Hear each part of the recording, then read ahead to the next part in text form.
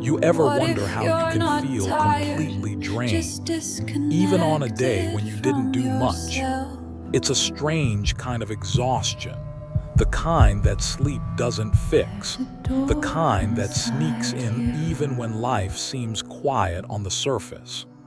And maybe it's not because you're doing too much. Maybe it's because, without realizing it, you're leaking energy all day long, through unspoken tension, through thought loops that never resolve, through emotions you pretend aren't there, through being on when your body is begging you to rest. We're taught to search for ways to recharge, to push through, to motivate harder. But what if the answer isn't in adding more?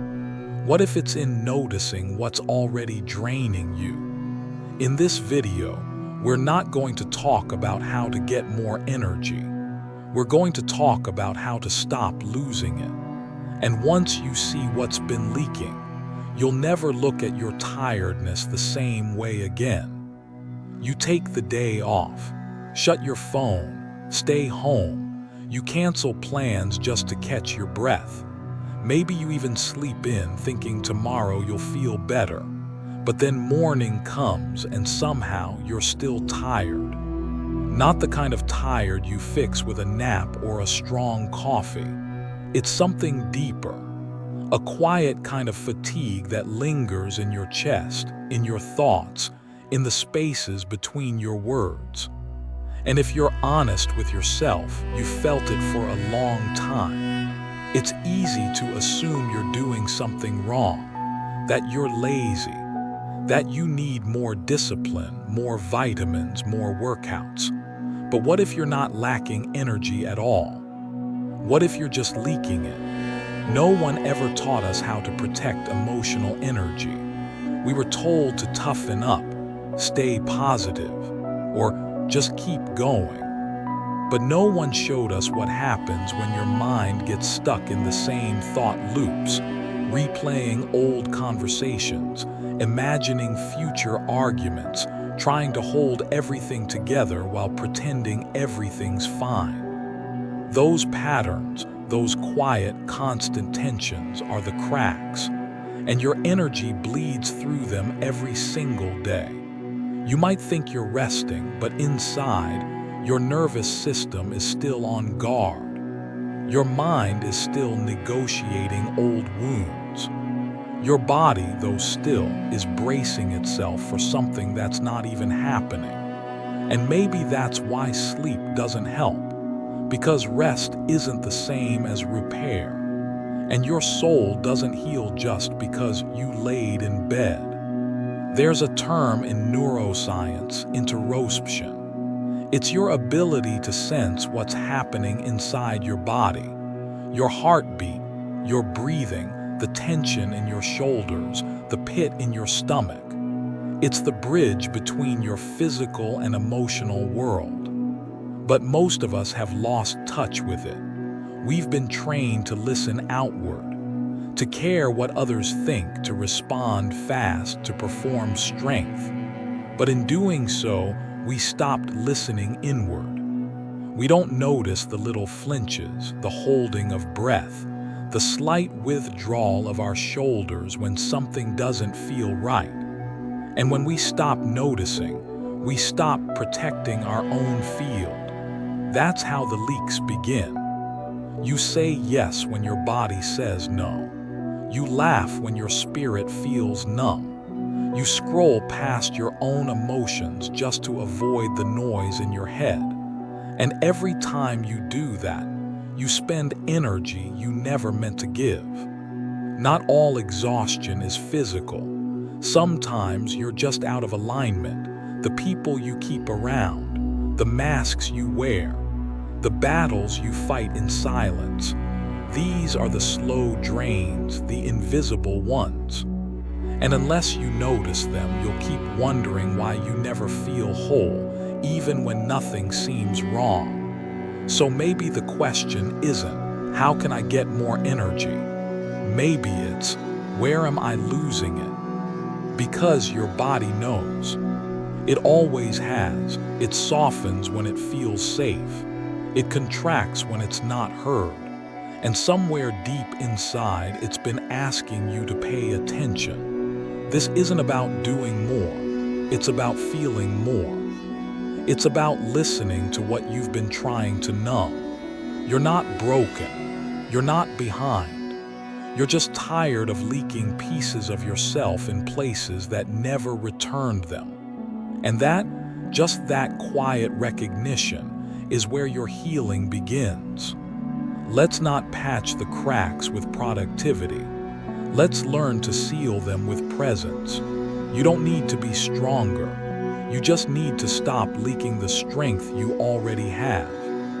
You grow up thinking your energy is something you either have or don't, that it depends on sleep, food, motivation, willpower.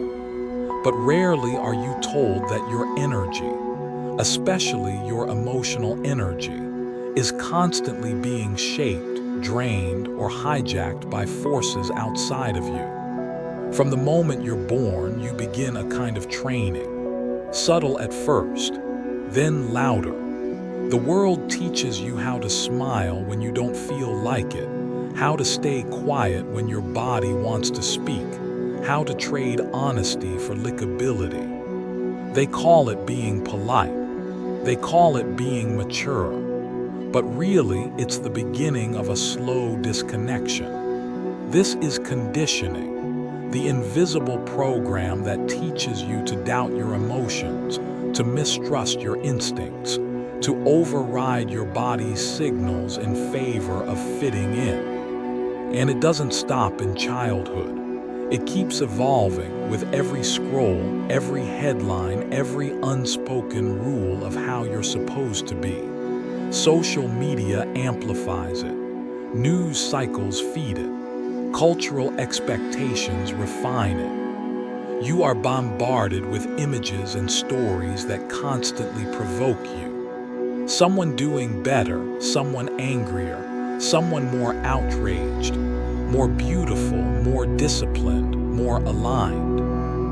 And even when you think you're just watching, you're actually reacting. Tiny emotional reactions, barely noticeable, are energy leaks. A judgment, a comparison, a flash of shame. Each time you react to something that doesn't belong to your truth, a piece of your energy goes with it. No one ever told you that protecting your attention is protecting your energy. They told you to stay informed, to stay connected. But not all connection nourishes you. Some of it just frays your nervous system a little more each day. The world outside isn't evil, it's just loud. And when it's louder than your inner voice, you start orienting your entire being based on external cues. You begin to chase calm by controlling everything around you, forgetting that peace was always supposed to come from within. And that's the paradox. You try harder to find energy by doing more, but it only pulls you further from the place where energy lives, your own inner alignment.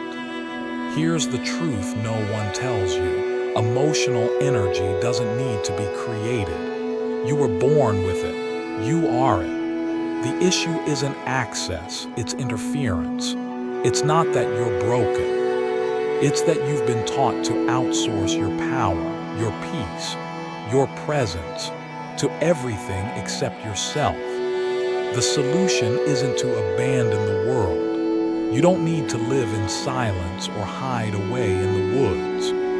But you do need to notice what you're letting in, who you're trying to impress, what kind of emotions you're rehearsing every day without realizing it. Because every reaction you don't question becomes a habit, and every habit becomes a leak. What if you didn't need more stimulation? What if you needed more space, more silence, more moments of noticing?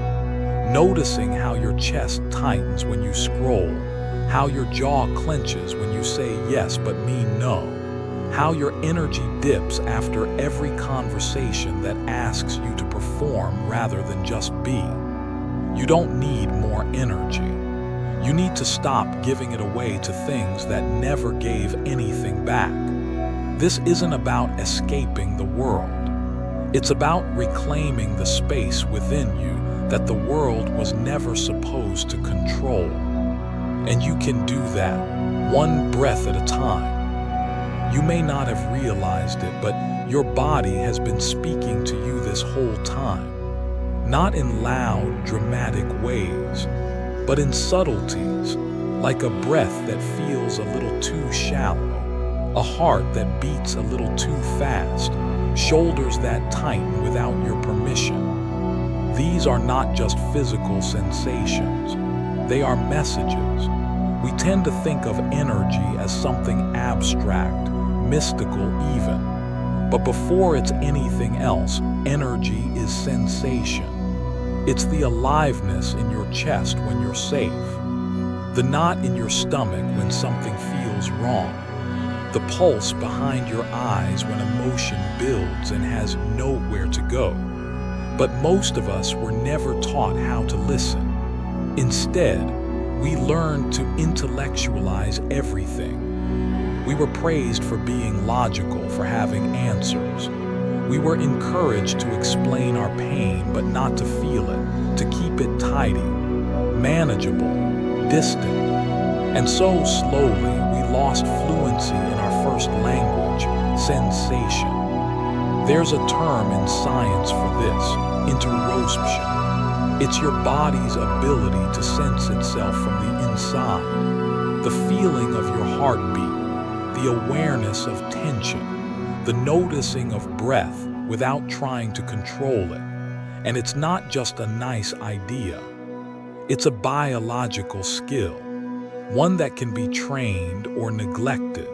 When your interoceptive awareness is strong, you respond to life in real time. You sense your limits before you hit a wall. You recognize emotional shifts before they spiral. You pause before reacting because you've already felt what's shifting within you. But when that awareness is dimmed, when you live from the neck up in the noise of thought, you lose access to that early signal system. You don't realize you're overwhelmed until you snap. You don't know you're tired until you collapse. You don't notice you're disconnected until it's already too late. So how do you begin to reconnect? Not through force, not through another technique to master, but through attention, quiet, curious attention. Try this. Close your eyes and place your hand on your chest. Without changing anything, just feel the rise and fall of your breath. Don't judge it. Don't fix it, just notice. Can you feel the edges of your inhale, the pause before the exhale? Now go a little deeper, shift your attention to your belly. Is it tight, soft? Can you feel the space around it? These are not just relaxation exercises. They are ways back to yourself. Another practice, find a quiet space and count your heartbeat, not by touch, but by sensing it internally. If that feels hard at first, that's okay. You're not failing. You're just waking up a part of yourself that's been ignored. These small moments of noticing, of tuning in, are how you return home. Your body isn't against you. It's not an obstacle. It's a compass. It's been guiding you from the beginning, but its voice was never loud.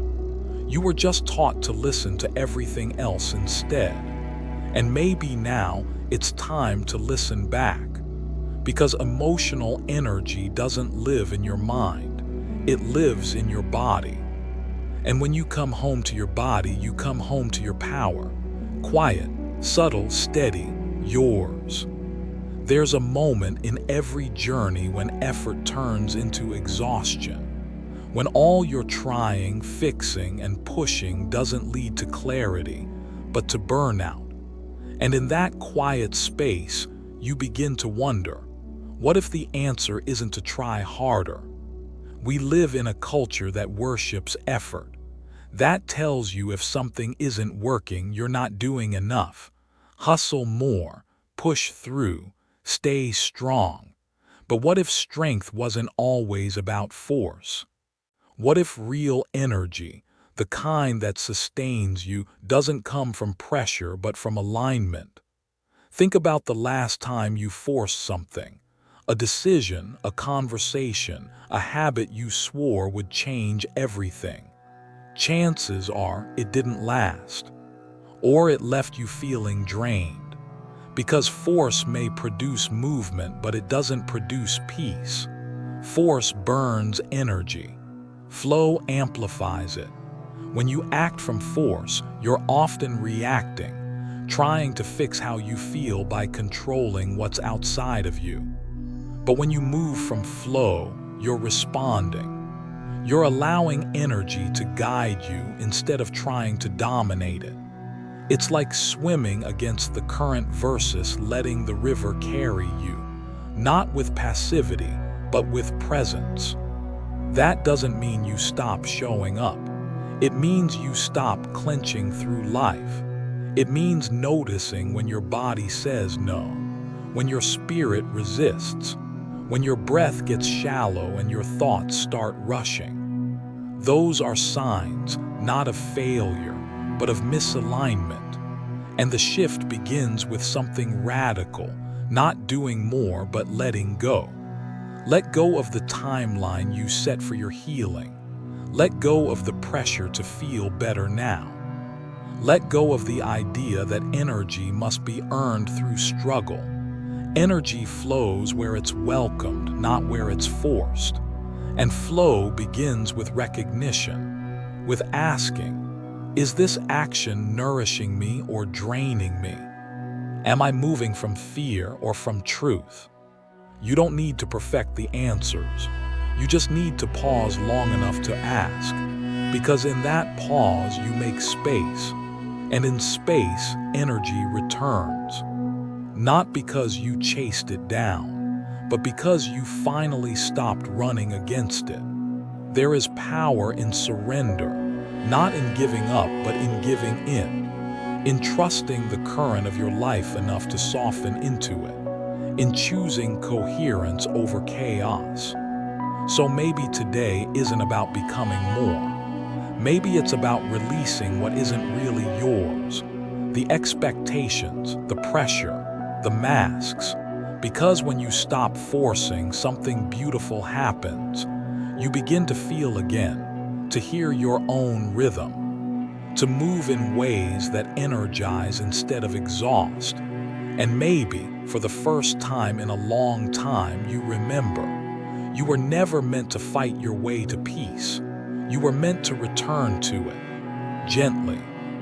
There's a comment I once saw that stayed with me.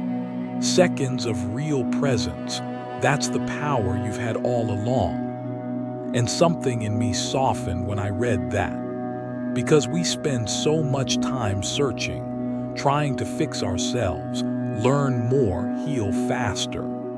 As if the version of us right now isn't enough. As if peace is always one step ahead, if only we could reach a little further. But what if presence isn't something to earn? What if it's the one thing that's always been yours? We often underestimate presence because it feels too simple, too quiet. It doesn't promise instant transformation or dramatic results. It doesn't scream for your attention. But presence, true presence, is where your deepest energy lies. Not in the past you're trying to fix, not in the future you're trying to control, but in this moment, right here. And here's the surprising part, your access to it doesn't require hours of meditation or a perfect environment. It begins with something as small as noticing your feet on the ground, feeling the weight of your body, the texture of your clothes, the coolness of the air around you. These are mini presence resets, and they matter more than you think. Try this right now. Bring your attention to the soles of your feet. Without moving, simply feel them. Are they warm, cool, tingling? Do they feel grounded or restless? That tiny shift of attention, it changes your brain. It calms the nervous system. It brings your awareness from the storm in your mind back into your body. Now take a slow breath. Don't try to fix it. Just let it come, let it go. That's presence. You didn't have to go anywhere. You didn't have to change anything. You just had to arrive. And in that arrival, something opens. A space where energy no longer leaks. Where emotions aren't controlled but observed. Where you are no longer trying to be enough because you already are. This is the paradox. When you stop chasing presence, you begin to feel it. When you stop resisting what is, you begin to transform it. Presence is not passive. It's powerful. It allows you to witness your life from a place of calm awareness, instead of getting swept into the noise of thought, memory, or fear. And the more you practice, the more accessible it becomes. You'll find yourself catching emotional spirals sooner. You'll feel when your energy shifts and know how to return. Not because you learned a new strategy, but because you remembered something old, something quiet, something true. You remembered yourself. And that is the moment everything changes. You no longer search for peace. You become the place where peace lives. So the next time you feel scattered, low, overwhelmed, don't add more. Come back to presence. Feel your breath. Touch the table. Listen to the silence between words. Because you don't need another answer. You just need to come home. Imagine for a moment that the world around you is a mirror. Not of your thoughts, but of your energy. Not what you say you want, but what you actually carry. Not what you wish you believed, but what you really feel when no one is watching. This is the essence of the quantum mirror, a concept whispered about in both ancient traditions and modern spiritual physics. The idea that reality doesn't react to words or forced affirmations. It reflects your frequency. It responds to your coherence. It shows you you. That's why positive thinking on its own isn't enough. You can repeat the words, "I am peaceful," 100 times a day, but if your nervous system is in fight or flight, if your breath is shallow and your heart clenched, your mirror won't lie. Reality will still reflect the inner chaos, not to punish you, but to help you see what's unresolved. This can feel confronting, even frustrating. You might ask, but I'm trying so hard. Why isn't it working? And the answer is, because the mirror doesn't care about how hard you try. It cares about truth. And truth is often buried under habits of pretending. Pretending to be fine. Pretending to be healed. Pretending to be ready when part of you is still scared. But here's the grace in all this. The mirror doesn't demand perfection. It doesn't need you to be enlightened or emotionally pure. It simply invites you to be honest, to be real. When you're sad, it's okay to admit that. When you're angry, it's okay to feel that. When you're confused, it's okay to say, "I don't know." Because emotional alignment isn't about always being positive. It's about being congruent. It's about letting your inner state match your outer expression. So the energy behind your life stops leaking in hidden contradictions. And when you become emotionally honest, something shifts in the field around you. Life begins to meet you where you actually are, not where you pretend to be. The people around you change.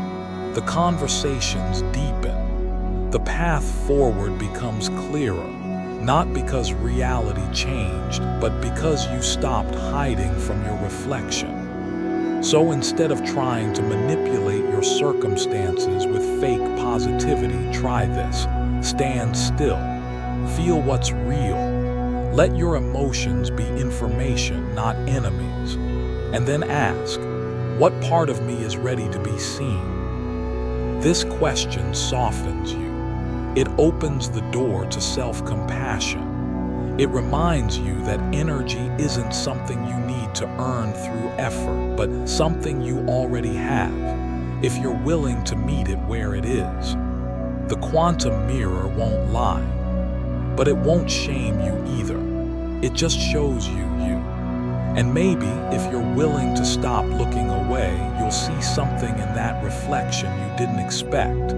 Not a flaw, not a failure, but a person who's always been trying. A person who's still here. And that is where real change begins. For all the talk about energy, how to raise it, align it, protect it, there's one gatekeeper we often forget: your nervous system. Specifically, the part you rarely notice but that silently governs everything. Your autonomic nervous system. It's the system that decides, without asking you, whether you're safe or threatened, whether your body can rest and restore, or if it needs to tense, flee, fight, or freeze.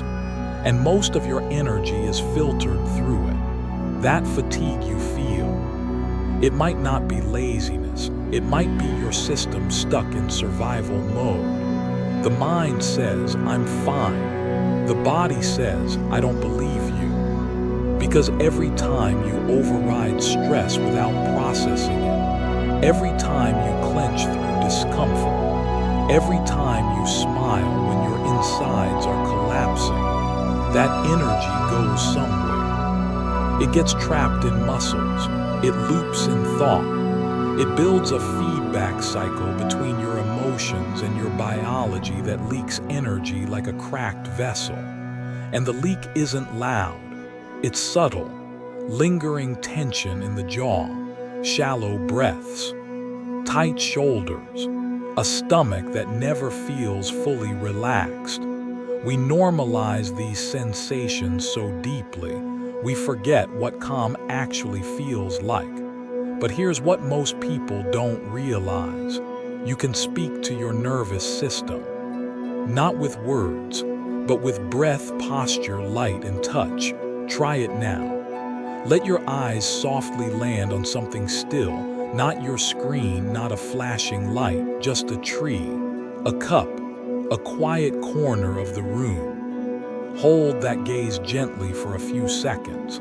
Then inhale through your nose, slow, deep, steady. Exhale even slower. Let your shoulders drop not by force but by invitation. Notice what shifts. This is you regulating your nervous system. You're not forcing calm. You're creating the condition for calm to return. Simple gestures can send signals to the brain that say, I'm not in danger anymore. And when the brain believes that, energy returns. You begin to recharge. Not from coffee or motivation, but from biology catching up to safety. Think of your nervous system as the dam that either holds or releases the river of your energy. When it's overwhelmed, the flow gets blocked or spills out uncontrollably. But when it's cared for, it regulates the current, letting your energy move where it's most needed. Creativity, focus, healing, connection. This is why calming your nervous system isn't just about relaxation. It's about energetic sovereignty. And you don't need perfect conditions to begin. You don't need hours.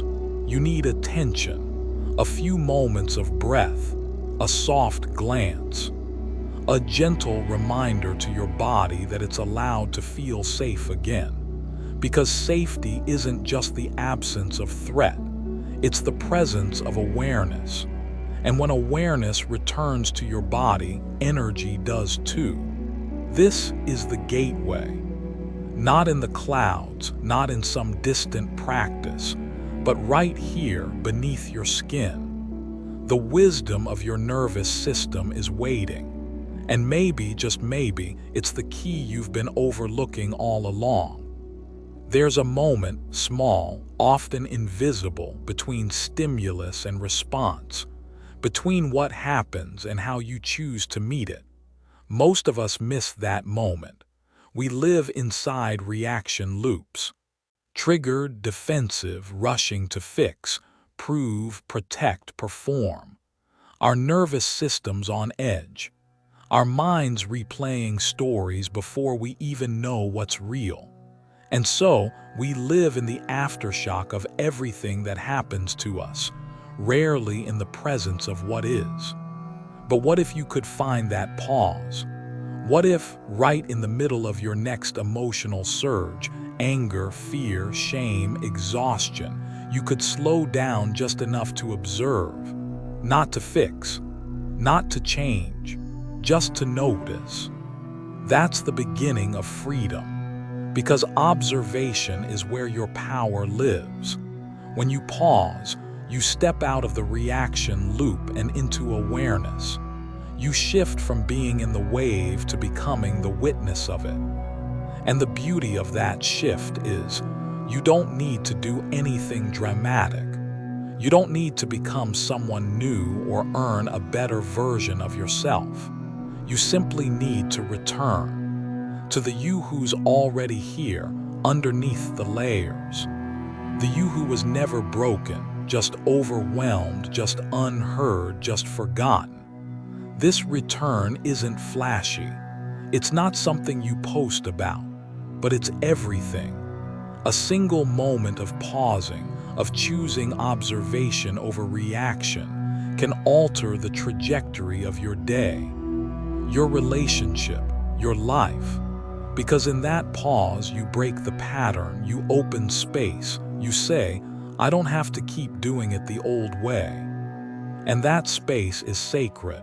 It's where your breath deepens, your gaze softens, your body loosens. Your choices shift. You begin to respond instead of react, to sense instead of assume, to connect instead of collapse. And slowly, your energy stops leaking into battles that aren't yours, into stories that never served you, into roles you never meant to play. You reclaim yourself, not by force, but by presence. So next time life pushes your buttons, try this, pause, feel the reaction rise, say to yourself gently, this is familiar, but I don't have to follow it. And then observe, breathe. Let the wave move through you without dragging you under. You don't need to be a new person to do this. You just need to remember you're not the reaction. You're the awareness that sees it. That shift alone can set you free. This is the journey back, not toward perfection, but toward presence. Not to impress others, but to inhabit your own life again. Because real change isn't about becoming someone better. It's about becoming someone honest, someone who pauses, someone who sees, someone who's home. Pause for a moment and ask, what am I feeling right now? Not what you're supposed to feel, not what you wish you felt, but the raw, unfiltered emotion beneath the surface. That simple question can be the key that unlocks trapped energy. Because emotional energy doesn't get stuck by accident. It gets trapped when we lie to ourselves, when we smile through sorrow, when we say we're fine but feel like we're breaking, when we repeat affirmations that don't resonate, hoping they'll eventually override the ache. But energy doesn't respond to pretense. It responds to presence. And presence requires honesty. Not performative vulnerability, not spiritual bypassing dressed as enlightenment, but true, grounded emotional truth. Here, what most people don't realize. Pretending to be positive is exhausting. When you suppress sadness, shame, confusion, or anger, you're not erasing them. You're burying them alive. And they will find a way to leak out through your body, your choices, your fatigue, your tension. This is not weakness. This is unprocessed energy asking for your attention. And the real transformation begins when you let it speak. When you create space to feel the so-called ugly emotions without judgment. When you realize that pain isn't the opposite of growth, it's part of the path.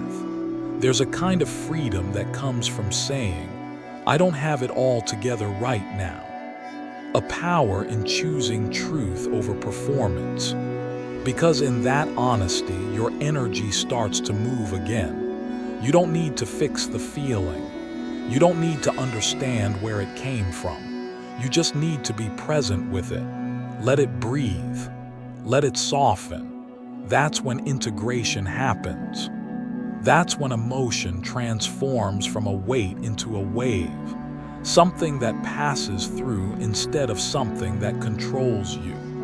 This is the core difference between pretending to be okay and actually becoming okay.